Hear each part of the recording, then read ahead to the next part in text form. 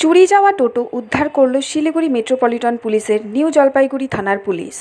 জানা গেছে, চলতি মাসের 10 তারিখে নিউ জলপাইগুড়ি থানার অন্তর্গত শ্রীনগর কলোনি এলাকার বাসিন্দা সাধন হালদারের টোটো চুরি যায়।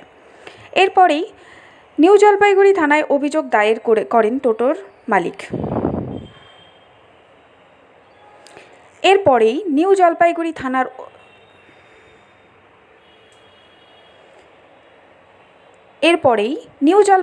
থানায় অভিযোগ দায়ের করেন টোটোর মালিক।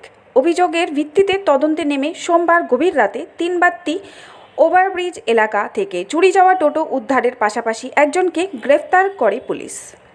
ধৃতের নাম বিরাজ বর্মন। সে ফুলবাড়ি পশ্চিম ধনতলা এলাকার বাসিন্দা। মঙ্গলবার অভিযুক্তকে জলপাইগুড়ি আদালতে পাঠানো হয়। আমাদের 10 তারিখ রাতের বেলা আমরা খেয়ে দিয়ে শুয়েছি, কিন্তু 11 তারিখ সকালবেলা উঠে থেকে গাড়ি নেই বাড়িতে। বাড়ি থেকে গেট মানে আনলক করে দেওয়াল টপকে গাড়ি নিয়ে চলে গেছে। নিউজ হাব ডেইলিতে গাড়ি মানে গেট ভাঙেনি, কিন্তু মানে গাড়ির দেওয়ালের উপর দিয়ে উঠে ভিতর দিয়ে গাড়ি গেট খুলে গাড়ি আনলক করে নিয়ে চলে গেছে। চার্জে ছিল কি? হ্যাঁ, চার্জে ছিল। কোন জায়গায় বাড়ি? শ্রীনগর কলোনি। তারপর আমরা সেদিন এখানে এফআইআর দিয়ে আমরা এখানে আসলাম, এসে কথাবার্তা বললাম। ওনারা তারা ইনভেস্টিগেশন করলো, কিন্তু কার কাছে ধরা পড়েছে।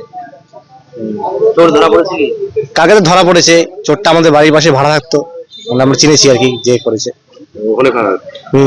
মানে 1 সপ্তাহ আগে চোরটা ভাড়া ছেড়ে চলে গেছে।